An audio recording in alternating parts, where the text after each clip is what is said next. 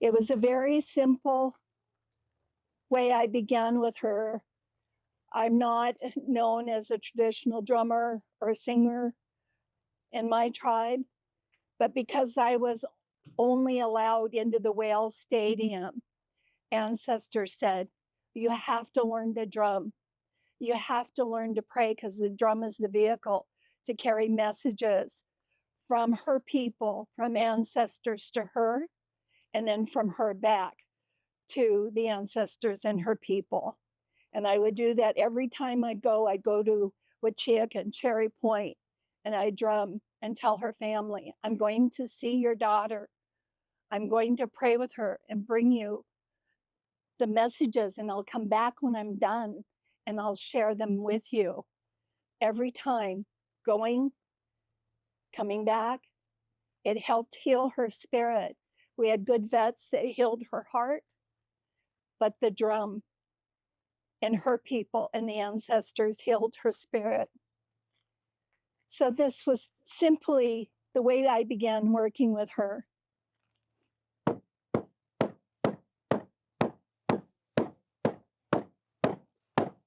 This is ancestors' heartbeat. This is Quethomichan, your people's heartbeat. This is your heartbeat. This is our heartbeat. We're here because we love you. We're here to bring prayer. We're here to make a promise and a commitment to you and your people. We'll save salmon. We'll breach the dams. We will save your people. We'll save our relatives. With this is the love in our heart. I, Shawalaman, one heart, one mind. So with this, I'm quiet, and we let those messages transfer to where they're meant to go. So this would be the time that you would send what's in your heart to a loved one, to a Quethomichan, to her.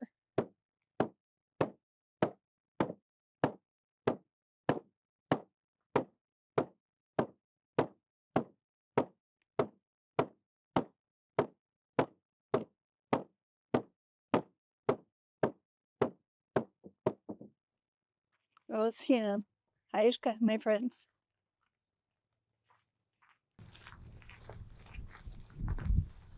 Thank you, Scala Halo, for that. Thank you. I just want to thank everyone for coming out. And I'm looking out at everybody and seeing all these beautiful faces and some smiles and some tears. And these are all the people that she brought together from all over the place. All over the place. People from Germany here, I'm sure from other areas as well. Just going to ask that, because she brought you all together, just take a few seconds and look around. Just make eye contact with someone near you. Because every single person that you're looking at has Skelly Chuktanat's love, has Toki's love, Toki's big heart. And if there's someone you see you haven't met, later on there will be time for that. Because this is a gathering of hearts, a gathering of family, and it's a family that was put together through her. So I just want to thank you. And all of those I can't see online that I know are watching, you're here too. And I just want you to know that. We're standing here, every single person here has you in their heart as well, because you were connected to her as well. So thank you for watching, thank you for being here. We feel your presence. There'll be more time for that after. But I just thank you guys for taking that minute to look at each other, because I've just been overwhelmed with stuff to do as well. But every time I see someone's eyes have been just running up the hill, I'm like, wow, that's Toki's love right there. I'm looking at Allie, that's Toki's love right there. You know, and so it's going to be beautiful, Michelle. It's just going to be really nice to be with you guys celebrating her. And someone who's dedicated so many years to helping her family. Doesn't need any introduction, but I'm going to introduce him anyway because he's my idol and I get to stand with him. Stand with him in solidarity for what we're standing for her future and for her family. So, Howard Garrett.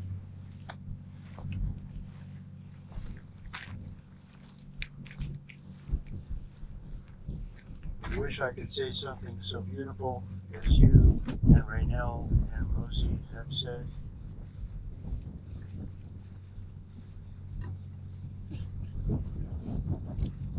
one year ago in Miami, Toki gave her last blow, and her heart ceased to beat.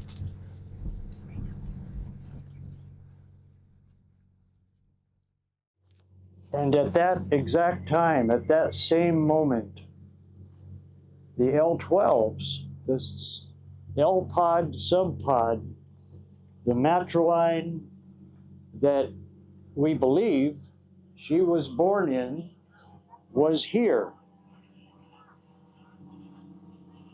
People want to watch from the sky, from the water, but that was highly unusual. At least for the last 20 years, especially L-pod, that sub-pod of L-pod has not been coming in. But it was very kind of comforting to share our grief with her family. It just seemed right, it seemed appropriate. But it was also kind of fascinating because did they know? Did they know her? It just makes you kind of wonder. And, you know, you can't just write it off that it couldn't be because we don't know. We don't know a lot of things. And you can't just say they didn't know her because, well, for one thing, orcas are really precocious at a very young age. After 18 months in the womb, in the last about half of that, they're listening in to all their families' chatter and conversations and learning the language. And they are born very well developed and are very independent at about 1. They stay with their mothers their entire lives, but they're very well formed. They're individuals. They're members. They're known by their families at a very young age. And we don't know exactly what age she was taken. About 4 is our best guess. But she would have been a fully developed member of her family at that time. And we also have to consider that there is only one who was present at the captures who is still alive, L-25, Ocean Sun. She was here that day. She was here, kind of off by herself a lot of the time, acting as if she knew. So that's really hard to put together and understand how that could possibly be. But, you know, sometimes you just have to follow your curiosity. In the early 1950s, there was a Harvard biologist who couldn't understand how bats could possibly fly around in pitch black caves and not bump into the walls. Nobody knew how they did that. So he had to invent a machine that would actually record ultrasound that we can't hear to show that they're using what he called echolocation. And that's why we call it echolocation today in dolphins.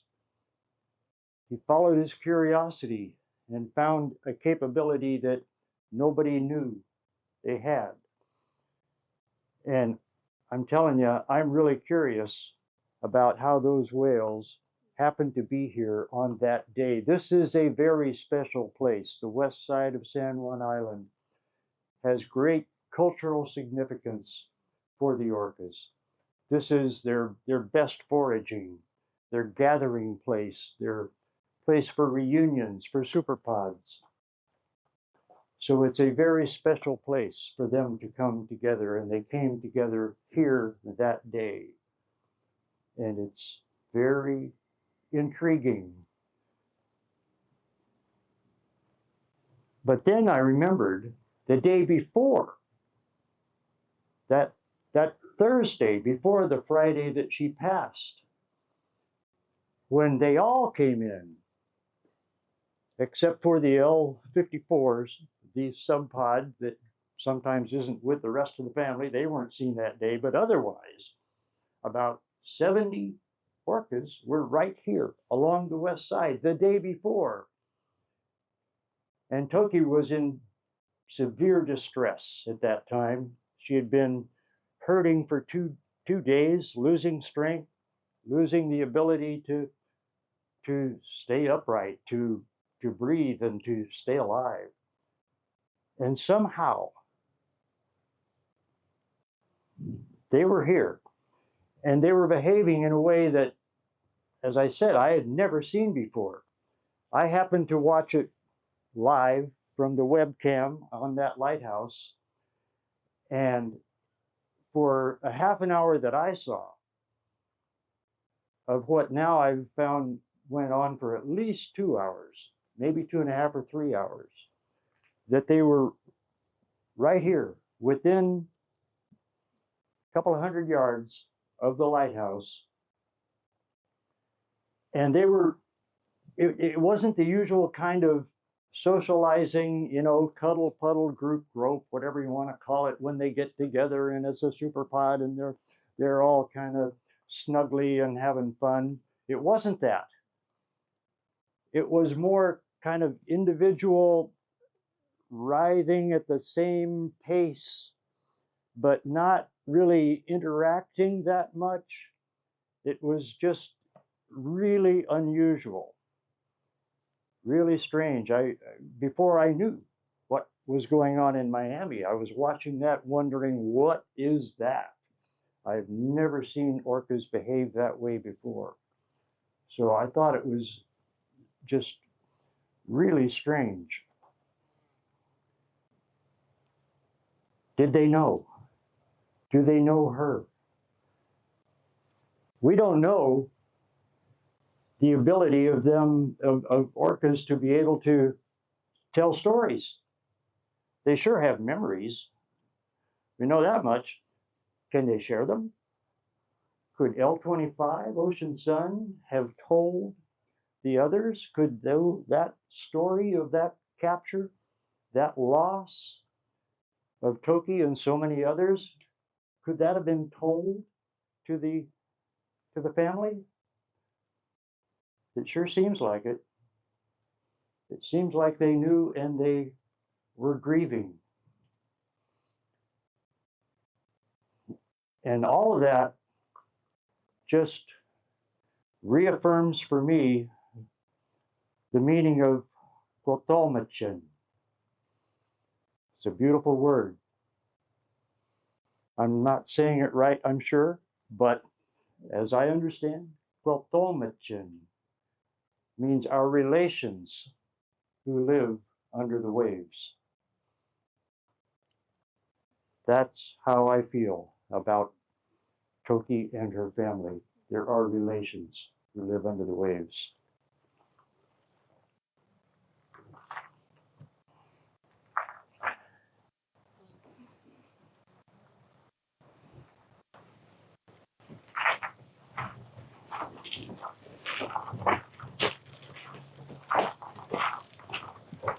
Aishka, I want to introduce myself appropriately.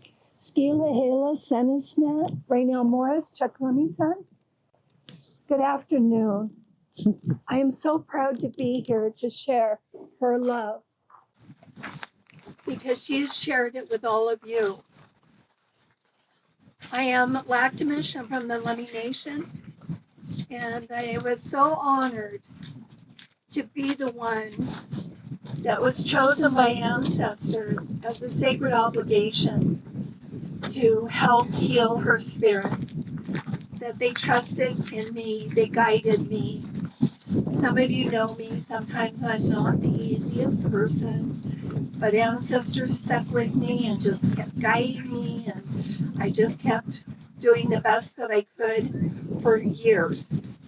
They were working with me to do this work for her family, for Salmon, for my people, the Lactamish people, for for Indigenous people, for all people. Like Rosie said, there's no color.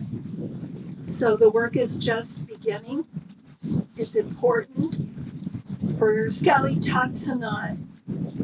Her life of 54, 55 years at that whale pool. It was an honor to be a part of her healing of her spirit. It was an honor to see her by the 7th ceremony. It was June of 2023. She was happy. She had begun stretcher training. She was just so full of spirit. And after I did ceremony, I would drum and do that chant. I brush her with cedar boughs. It's sacred to us. It removes anything from you that shouldn't be there. So I would do that with her. But then by the second visit, Leahy was popping up and he's going, I'm here. He was a 40-year-old gentleman, white-sided dolphin that was her family as long as they were together. And I started drumming and brushing Leahy off. And even when she passed, I still went back to the whale bowl and prayed with Leahy and let him know she's gone on. Ancestors called her home and she willingly went. You're here, Leahy. You've got family. It's not your time. It's okay to swim fast. It's okay to be happy. He had a mate and he had a son. So his life went on, but it was difficult for him because he spent weeks alone after she passed. He witnessed that. You know, scientists aren't going to agree, but as people, we know they have feelings. They know they have a soul, they have a spirit. They were connected. He was grieving. And so by drumming and praying with him and letting him know it's his time to move on, it's okay. She's watching you. And I happen to believe what her sacrifices for her family saved all 500 plus marine mammals at Miami Sea Aquarium. Because guess what happened 8 months or so after her death? Miami-Dade canceled that lease. They terminated it, said no more. You've mistreated the animals enough. You didn't take care of them. You haven't proven that you're a good steward. We're canceling the lease. I believe, and many of us do, that she was part of that. That was part of her sacrifice to save those that were still there because she cared. She still cares. She's a spirit guide up there. Many of you still talk with her, connect with her. She comes through in gardens. She comes through in the water. She comes through in the wind. However you've made that connection, your love is still there. It's just at a different energy level now. So to gather here in her honor, we weren't able to do that at Lummi because at that week that we were doing her homecoming and celebration of life, our community experienced 7 deaths in 1 week. And it wasn't time for celebration. And so we did the work traditionally and took her ashes back out to the Saley Sea. What you see here is her cremation box that was created by Eduardo Elbora with the Dolphin Company. He called and said, what do you want? You know, he's real elaborate, real flamboyant.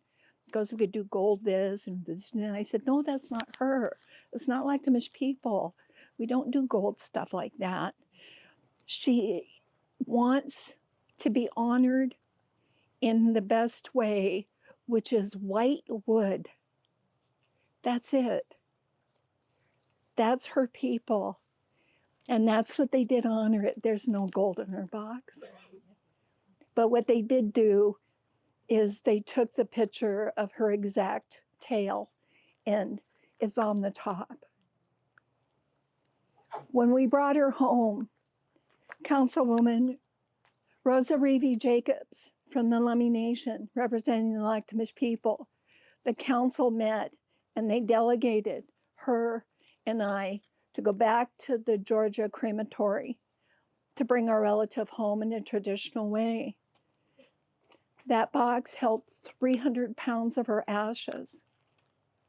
there's still some ashes in there because we did put a majority of them back into the sea. So because her people, her relatives, the Lummi Nation, the Lactamish people, was in their heart to take care of her and bring her home, no matter how, not the way we meant, not the way we wanted, not the way we visioned, but it was the work to do, is to bring her home. And we did. And I want to stand, Councilwoman Reevy Jacobs up here to thank her. Please come forward. Deborah, Annette, will you help me? Our way, when we want to honor someone of high esteem, we wrap them in a blanket of love and respect for everything they did, everything she did, their love. Haishka Ziam, Haishka.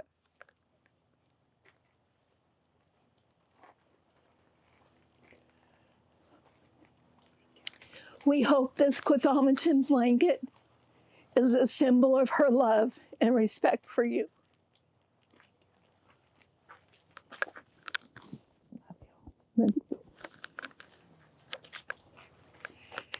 And because we weren't able to gather as a group and pay the love and respect that she deserves for her sacrifices, I got permission to bring her cremation box here.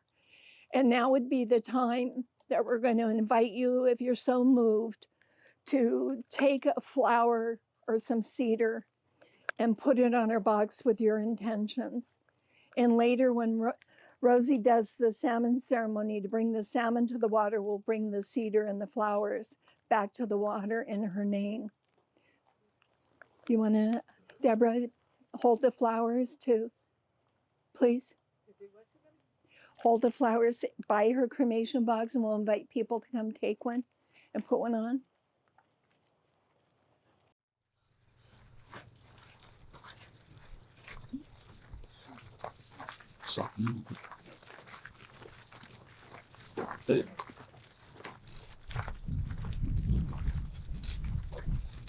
Like a lot of signing for this recovery and so touching good.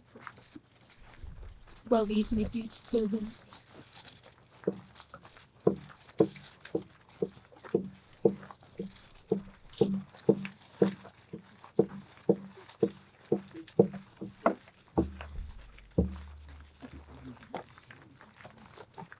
This is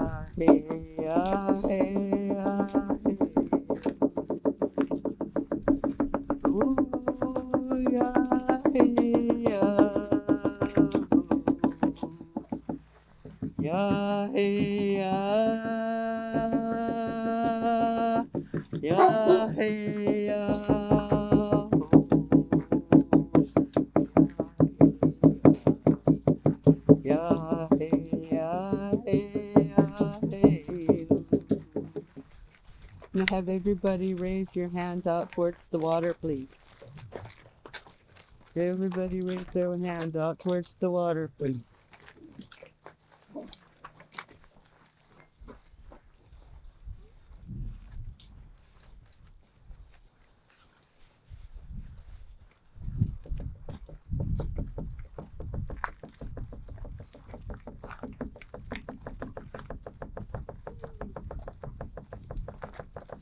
I was so tired.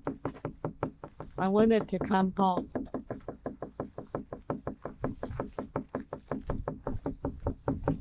I was halfway home and I felt much better.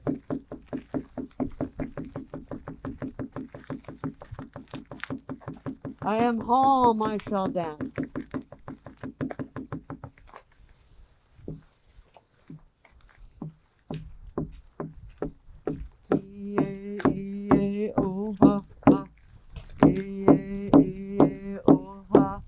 Dance, everybody. Oh, oh, oh, oh,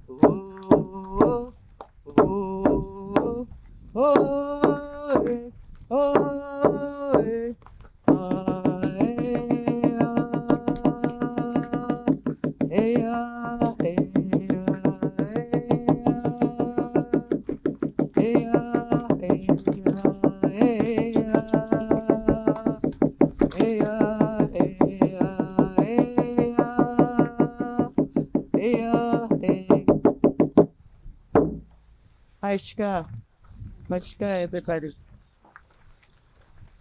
You notice the fog moved in. Behind the fog earlier was our ancestors. All of our ancestors. All of our tribal ancestors. All of our Asian ancestors. All of our Hawaiian ancestors. All of the world's ancestors. Many came to join us behind those that fog. And as the time went on, the fog came closer. Because the fog wanted to acknowledge. The ancestors wanted to acknowledge their children. So you're being acknowledged today. Aishka.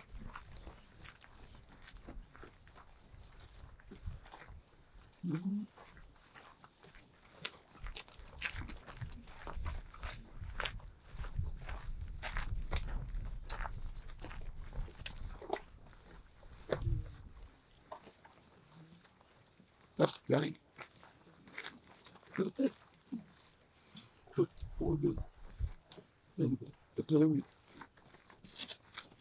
Thank you, everyone, for and thank you To sir. allowing her Something. information box here at Basics of Reading Math. Turkey. Next up is Christania Rosie James, and she's going to be leading everyone in a salmon ceremony. And I feel very grateful to have Rosie here and prepping last night. Again, Toki's heart shining through everybody. So Rosie James, was there. Christania.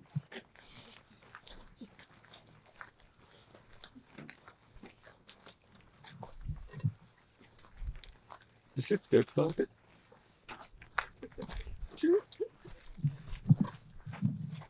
Now we've done.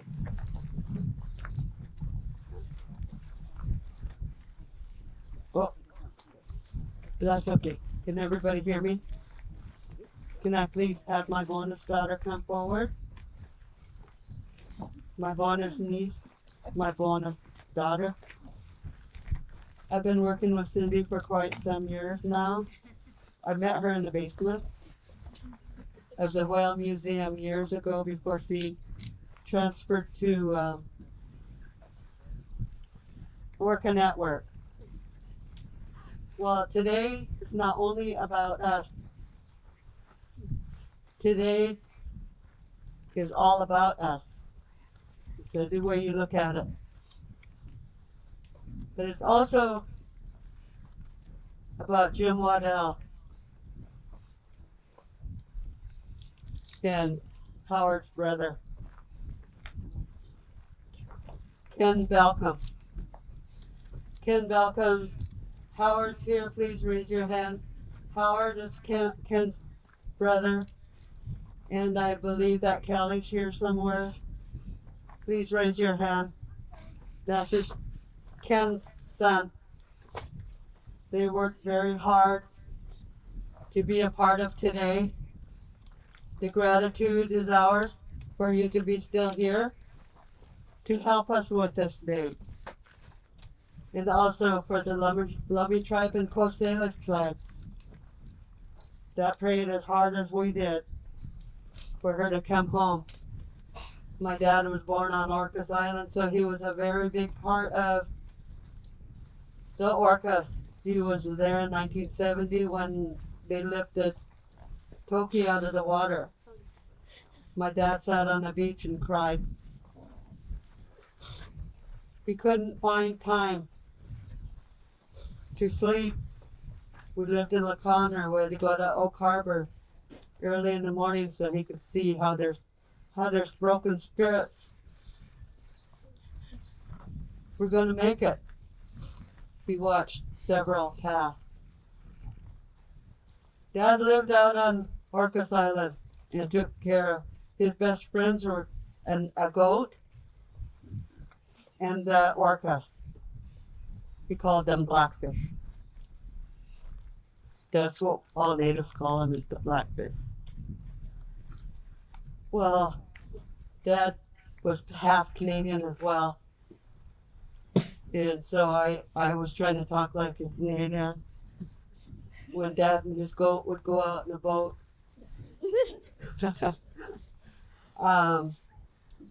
Dad's goat and the orcas used to touch noses. So Dad knew majority of those that were captured, including Toki. Yeah. Sometimes I stand back with that story and wait for approval from the ancestors to share it. But it's meant to lift your hearts. We have to, at some point, that's why we have our good sister and our niece come from Lummi to help us lift our heart to heal. Toki won't want us to be sad. We can have these tears today. We can, but we have to quit being sad. That's why she wanted everybody to raise their hands to her. So you can let go. It's like letting go of some of the grief. That's part of your healing. Anyways, I asked my dad, so you went out and about, where'd you go, huh? Who can say out and about, where'd you go? Out and about, where'd you go? I got verse. Out and about in the boat with the goat. Yeah.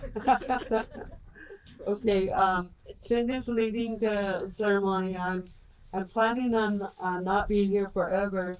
So Cindy's been training for years since I met her in the basement. That basement was the Whale Museum here in Friday Harbor. That was when she was a little girl. And then she moved on with Howard and Susan to Orca Network.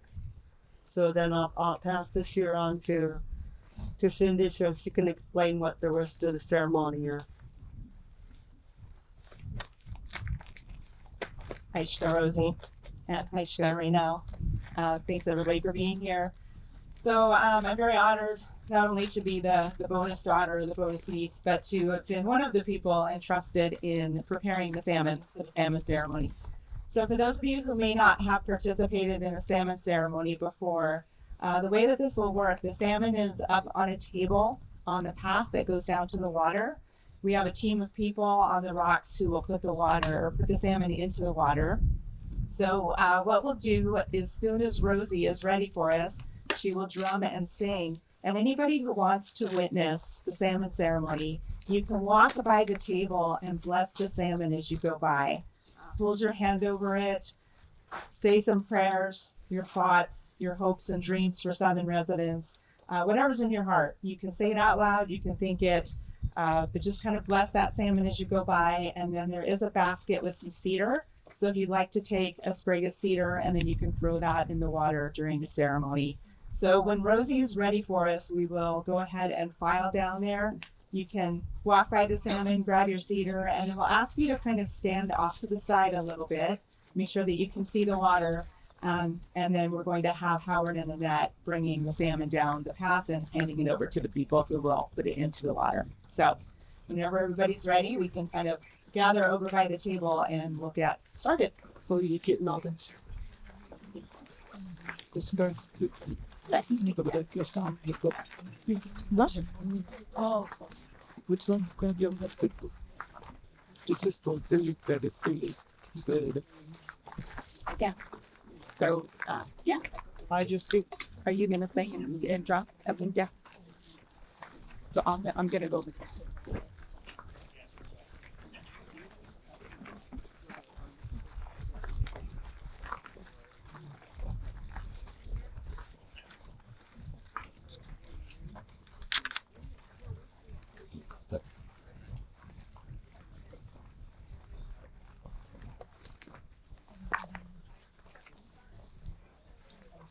Yeah.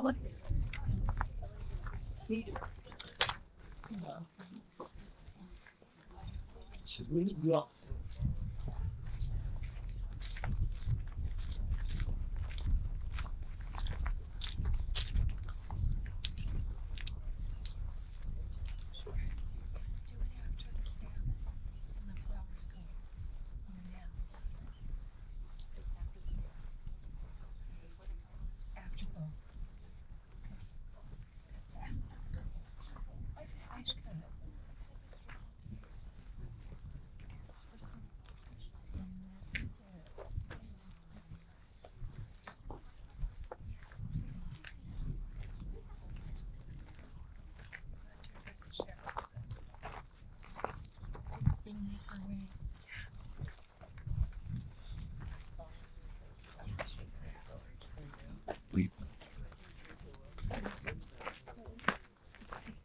the chance.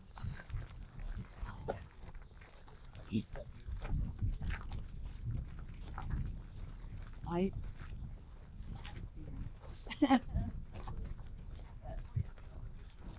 Did we talk to you? Lyle?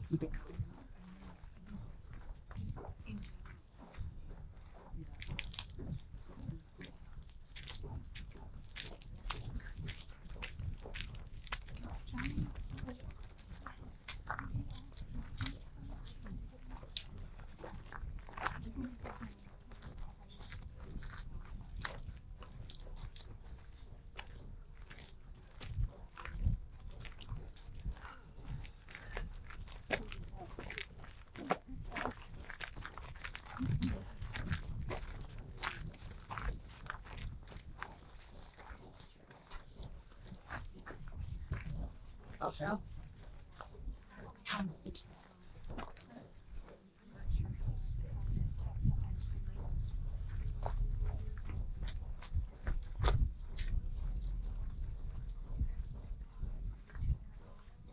Talking, let me see.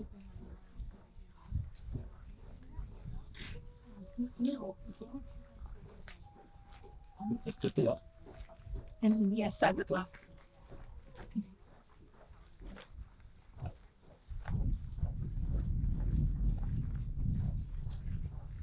Yeah.